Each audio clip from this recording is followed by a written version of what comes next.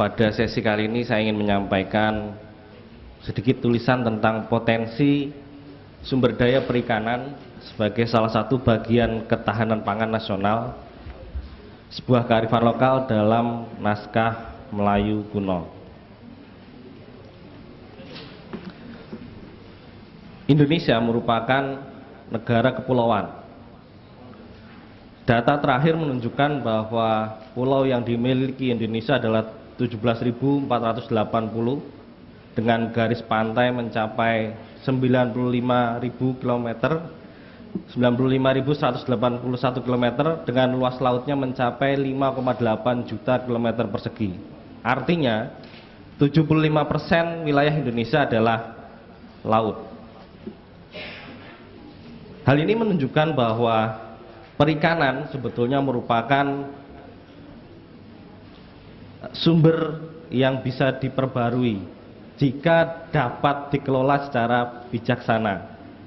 Selain itu, perikanan juga bisa menjadi sektor real yang potensial dikembangkan sebagai bagian penyangga ketahanan pangan sekaligus penggerak utama ekonomi nasional. Dari tahun ke tahun, data yang kami dapatkan dari Kementerian Kelautan dan Perikanan menunjukkan bahwa tren produksi perikanan, terutama dari sektor budidaya, semakin meningkat. Data juga menunjukkan sampai dengan 2012, walaupun ini angkanya masih sementara, trennya menunjukkan peningkatan yang cukup signifikan.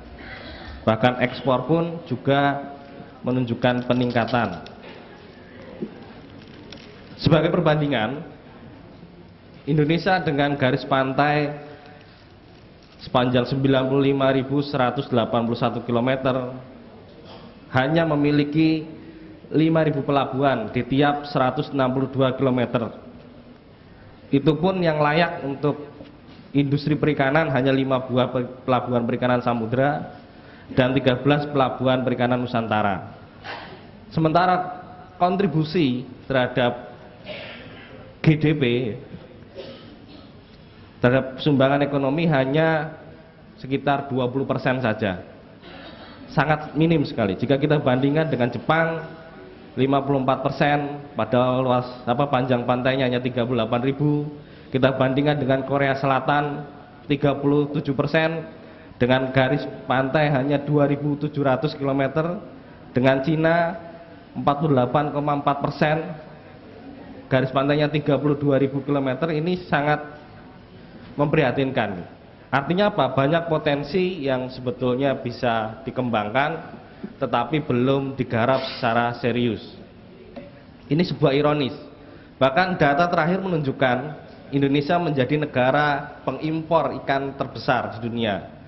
Kalau yang diimpor itu ikannya ikan hiu misalnya, atau ikan paus mungkin tidak apa-apa. Bahkan yang diimpor itu ikan patin, ikan lele, ikan kembung, ikan teri, yang semuanya itu merupakan makanan orang menengah ke bawah. Ini justru sangat ironis. Bahkan data Kementerian Kelautan dan Perikanan menunjukkan sampai dengan Juni 2013 impor yang masuk secara legal itu 12.600 ton. Itu yang legal. Nah, yang ilegal justru lebih banyak lagi. Selain itu, garam juga kita merupakan negara pengimpor yang terbesar. Padahal garis pantai kita sangat potensial dikembangkan. Iklim di tempat kita juga potensial.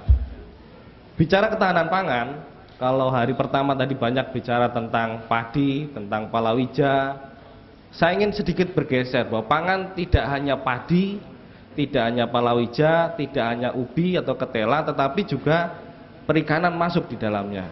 Kalau kita tidak memperhatikan sektor perikanan, ini juga akan menjadi bumerang bagi negara kita. Ini kalau kita lihat dari esensi Undang-Undang Nomor 18 Tahun 2012 tentang pangan. Manfaat ikan sangat banyak, ya. Intinya ada 3, baik untuk kesehatan, untuk perkembangan sel otak, dan untuk vitalitas bagi yang membutuhkan. Ini perbandingan konsumsi per kapita per tahun di negara Taiwan, Hong Kong, Singapura, Korea Selatan, Amerika, dan Malaysia.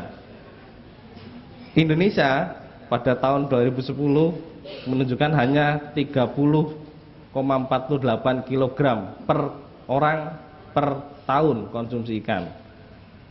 Atau berdasarkan asumsi perhitungan untuk tingkat konsumsi kebutuhan ikan tahun 2010 itu hanya 6,89 ton.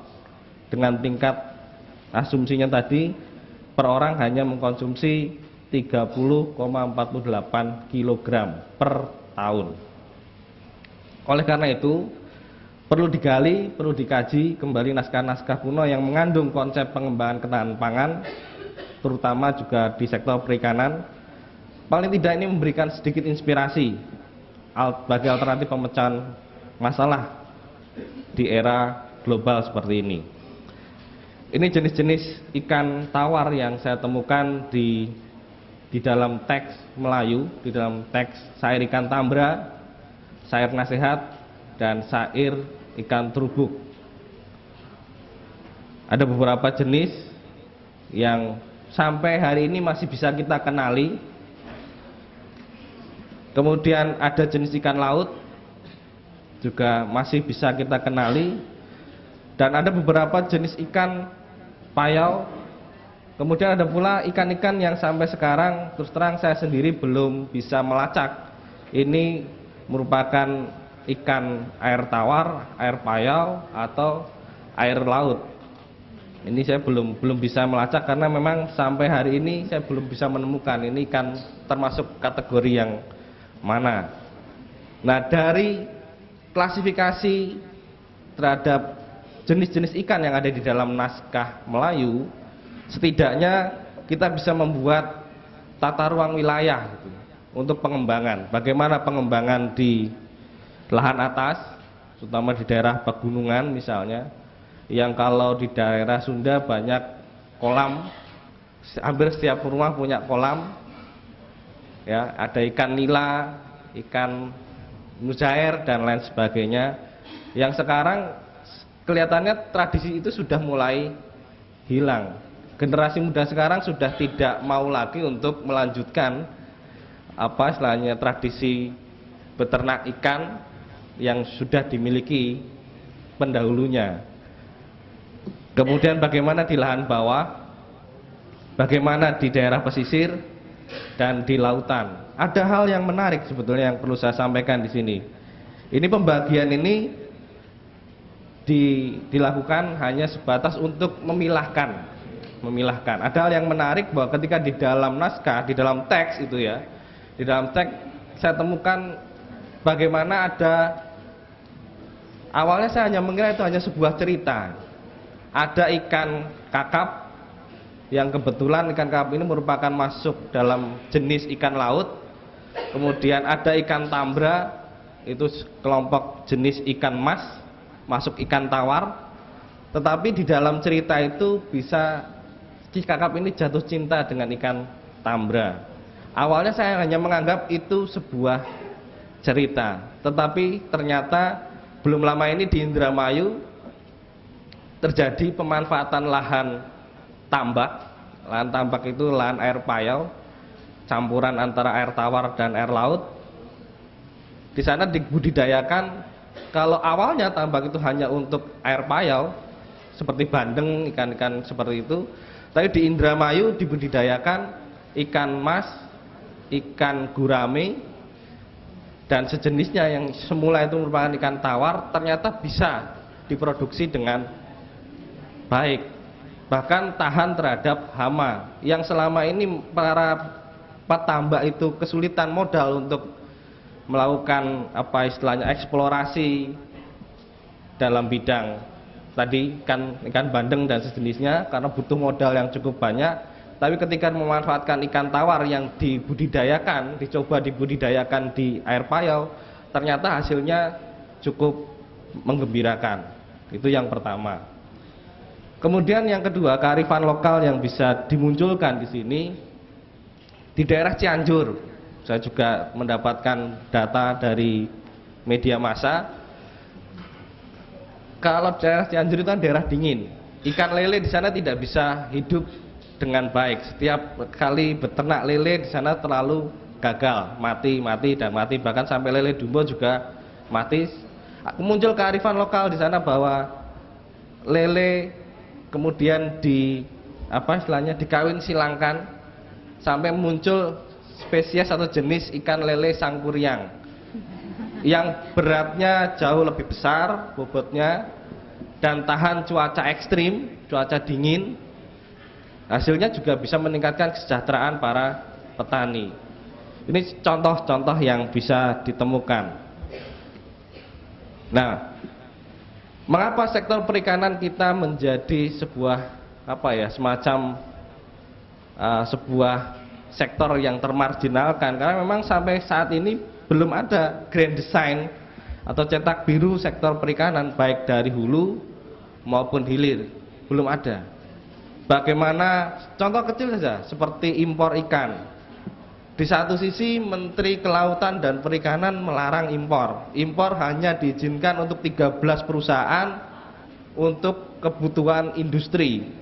Tapi di sisi lain Menteri Perdagangan membuka keran impor sebebas-bebasnya. Ini kan kontradiktif. Oleh karena itu perlu ditegaskan grand design yang ingin dibangun itu seperti apa, kemudian model kebijakan yang akan dianut juga seperti apa. Tentu saja hal ini memerlukan keterlibatan semua stakeholder yang terkait, baik itu SDM, tentunya butuh SDM yang memang betul-betul mau serius terjun dalam bidang perikanan. Karena memang kenyataan sekarang banyak orang yang tidak mau, terutama generasi muda. Kalau kemarin petani, saya sempat melakukan survei petani itu rata-rata usianya di atas 50 tahun. Kalau angka harapan hidup orang Indonesia 70 tahun katakanlah, 70 tahun lebih dikit sudah bonus itu. Berarti kita hanya punya 20 tahun lagi para petani menanam padi. 20 tahun lagi para peternak ikan ini beternak ikan. Setelah itu sobat gitu loh. Ya, ini menjadi sebuah pertanyaan mendasar. Apakah kita akan terus-menerus menjadi negara pengimpor pangan? Percuma ekonomi kita maju, percuma teknologi kita maju kalau kemudian kita selalu didikte oleh negara-negara yang bisa mempertahankan ketahanan pangan mereka. Vietnam saja, Thailand saja sekarang sudah mulai mengekspor padinya. Indonesia mengimpor banyak dari India padi. Kalau sudah seperti itu, mau cari beras kemana? Di Eropa tidak ada yang nanam beras, Bu, Pak. Ya ini. Sementara di sisi lain juga masalah illegal fishing ini juga terjadi. Penindakan hukum di lapangan juga kurang berjalan sebagaimana mestinya. Keran liberalisasi dibuka, perjanjian bilateral dan lain sebagainya, padahal kita sama sekali belum siap. Lalu mau kemana negara ini dulu? Ya, saya kira itu saja yang bisa saya sampaikan. Mungkin nanti bisa berkembang dalam forum diskusi yang bisa paling tidak memberikan sebuah pencerahan buat kita semua. Kurang lebihnya mohon maaf. Terima kasih, Bu.